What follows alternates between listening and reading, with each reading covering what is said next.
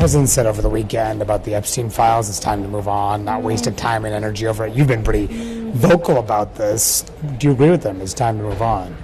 You know, I think it's just a red line that it crosses for many people. Jeffrey Epstein is literally the most well-known convicted pedophile in modern-day history, being convicted years ago for procuring a child for prostitution, as well as other charges. And this is something that's been talked about by many people serving in the administration, myself, and many others on the right and the left, of there needing to be transparency of the rich and powerful elites that were in his circle while he was just one of the worst serial abusers of young women. And I really think people deserve transparency on that. And it's not wrong to continue to push for it and ask for it. And I'll say this, I mean, here we are at a time where we're going to see George Santos go to jail for 7 years, which I personally think is outrageous.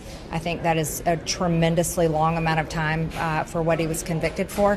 But yet we saw no one in Jeffrey Epstein's circle even be outed by name or be tried for any crimes. And Jeffrey Epstein himself only served 13 months, and part of it was at home on a work release program. That's just the type of corruption and power that most Americans are just fed up with. Do you think that, I mean, the Justice Department said that there was no client list and he was not murdered. Do you buy that? Well, no, I haven't reviewed this information, so I don't have an informed viewpoint. I just believe that it's not wrong for people to continue to want more information. I myself would like to see more information, so I can't weigh in and condemn one way or the other. And what about Bondi? How do you think she's handled this?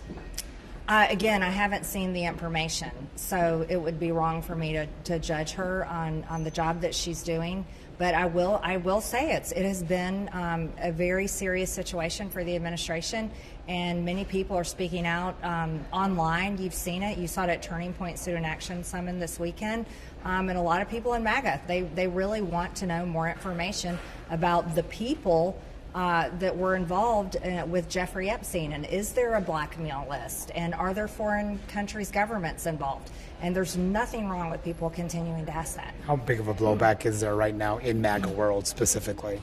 It's pretty big, I have to be honest. I'm always honest about what's going on, and yeah, this one has been pretty big. It started with bombing Iran, but that settled down quickly. But this Epstein situation has been significant, and now it's continuing with weapons being sold to NATO.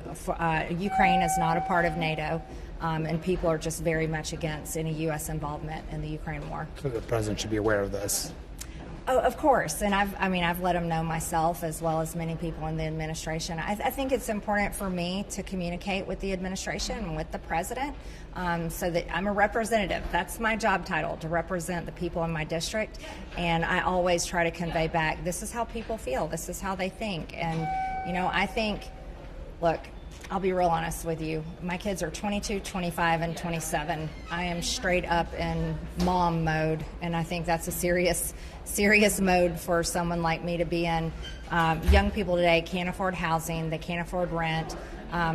Insurance is ridiculously unaffordable in every category. People's bills are piled up, and the cost of living hasn't gone down, and credit card debt is an all-time high. We have people dying of drugs on our streets, and mental illness is out of control. To me, those are the problems that we should be focused on, and that's the most important thing we can do. Okay. Appreciate the time. Thanks for asking.